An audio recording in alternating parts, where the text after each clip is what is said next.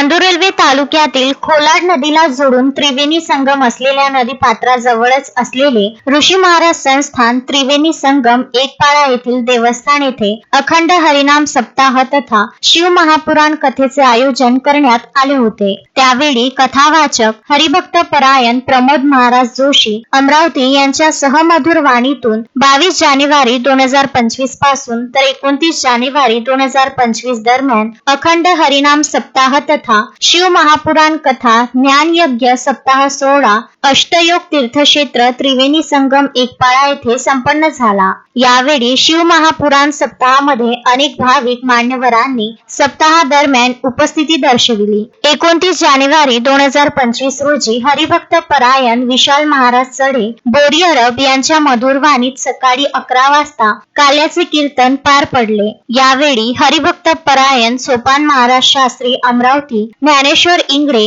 Sonkhed, Pandurang Kakade Maharaj Satargaon, Subhash Patil Rajura, Ganesh Marotkar Tonglabad, Dnyaneshwar जुनघरे Sonora, निभा बग्गी राजुरा, सातरगाव भिलटे टोंगलाबाद, धानोरा सावंगी येथील भक्तगण व भजनी मंडळ उपस्थित होते। संगम ऋषीश्वर महाराज त्रिवेणी संगम एकपाळा रजिस्टर नंबर किती आहे? 2081 2081 हे संस्थान पुरातन संस्थान असून 350 वर्षाची परंपरा असलेलं ठिकाण आहे आणि या दरवर्षीप्रमाणे यावर्षी शिवपुराणाचं आयोजन करण्यात आलं होतं।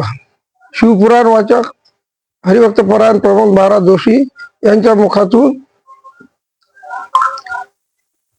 ज्ञानोपार्जन करण्यात आलं आणि अगदी व्यवस्थित असा कार्यक्रम झाल्यामुळे आणि सर्व लोक खुश झाले। 27 तारखेला प्रतापबाबू अडसर आमदार माझे नवनिर्वाचित आमदार धामणगाव रेल्वे प्रतापभाऊ अडसर आले असता त्यांचं स्वागत करण्यात आलं आणि त्यांच्याकडे काही मागण्या मागण्यात आल्या। जसं 28 तारखेला महापुराणात शिव महापुराणाची सांगता झाली आणि 29 तारखेला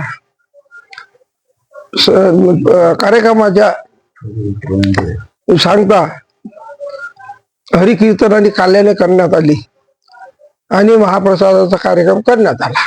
पियुष ठोंबरे, विदर्भ न्यूज, चांदूर रेल्वे।